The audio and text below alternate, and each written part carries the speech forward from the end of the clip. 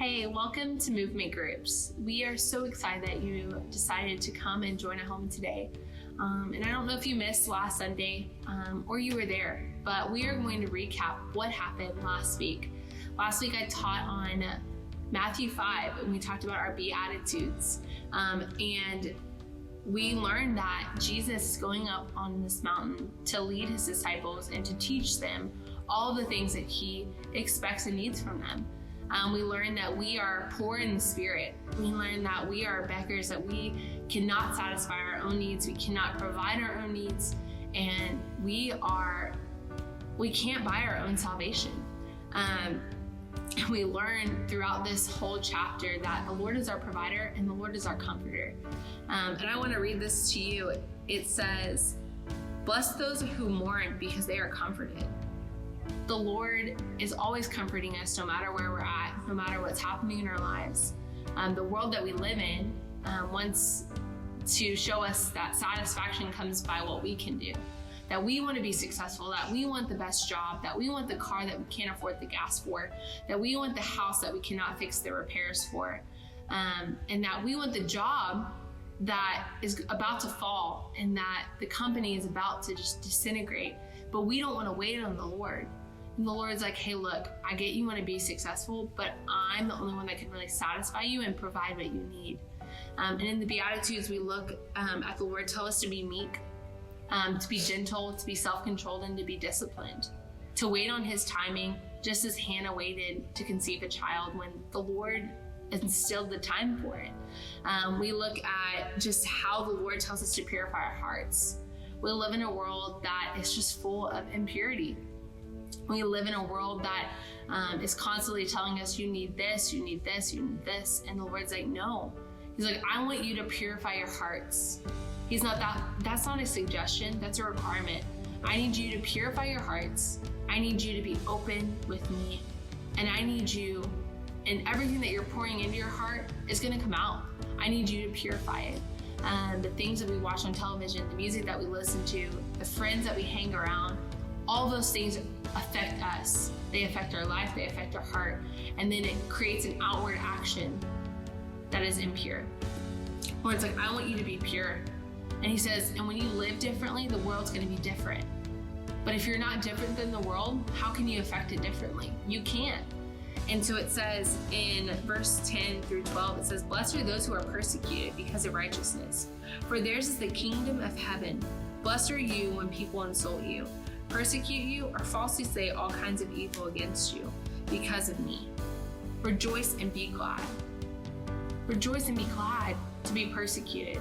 The Lord was mocked and laughed at in the midst of all of his miracles. In the midst of him healing a woman who had a blood disease for 12 years, in the midst of a child who is dead, that the Lord was like, she's not dead, she's sleeping. He has the power to heal.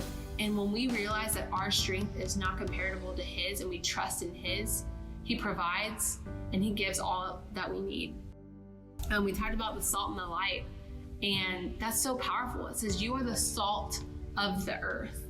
You are, whoever you are in this room, you are. You have a willingness and you have the capability to go out into this world and to be an influence. The Lord's like, hey, salt is a disinfectant and you are going to disinfect the world that you live in when you live differently. You are capable and you are able to do that. No matter what season you're in, if you're in a season where you're like, I have my own struggles, I can't help anyone with theirs, the Lord's like, I can use that. He's like, I can use that to help you. I can use that to help somebody else. It says, you are the light of the world. A town built on a hill cannot be hidden. Neither do people light a lamp and put it under a bowl. Instead, they put it on a stand and it gives light to everyone in the home. Light was one of the first creations, and the Lord's like, hey, you're noticeable. When you live differently, you're noticeable. When you trust in me to satisfy all of your needs, you're noticeable because you're dependent on me. He said, you can try all these things. You can seek the fame, you can seek the money, you can seek the girl that you want, you can seek all of these things. But until you fully embrace me and depend on me and let me satisfy you, you're never going to be fully satisfied. We look at a baby, we talked about this last week. A baby who is crying, you can give them a pacifier, you can change their diaper, you can do whatever you whatever you want. But if they're hungry, that pacifier is only going to satisfy them for a little bit. They're going to realize that that's not fulfilling what they want and what they need, and it's not good enough anymore. And culture tells us to do all of these things and to be all these things and be like the world and fit in and all these things. But those are only things that are temporarily going to satisfy us or give us pleasure. The Lord's like, I am the only one that can satisfy your every need. Blessed are those who hunger and thirst for righteousness, for they will be filled. This will fill you. The Lord will fill you. And he's saying, hey, stop seeking after these own things and what you want, and just come to me and I will fill you and I will satisfy you, because I'm the only one who can. So today, I don't know where you are, but the Lord is going to provide no matter what season you're in, no matter what situation, no matter what trial you're in.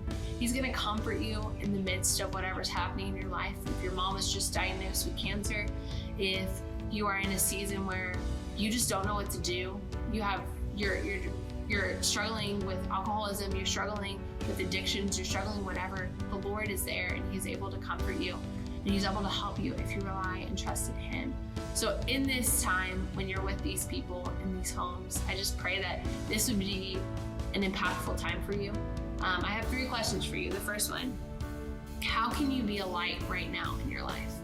And the season that you're in, the trials that you're in, the confusion, whatever you're in right now, how can you be a light? My second question is, what are some things that you have sought to satisfy you? What are some things that you've been trying to be successful at, that you've been putting above God, that you've been trying to be your best at something, and the Lord's like, that's not what I'm calling you to? What is that?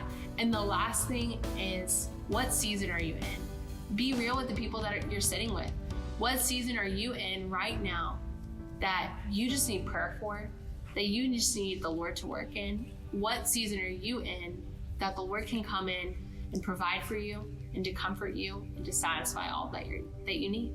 So we pray for this time for y'all. We hope that y'all have an amazing week and that you're able to get real with the people that are in your group. Y'all have a great night, and we'll see you next week.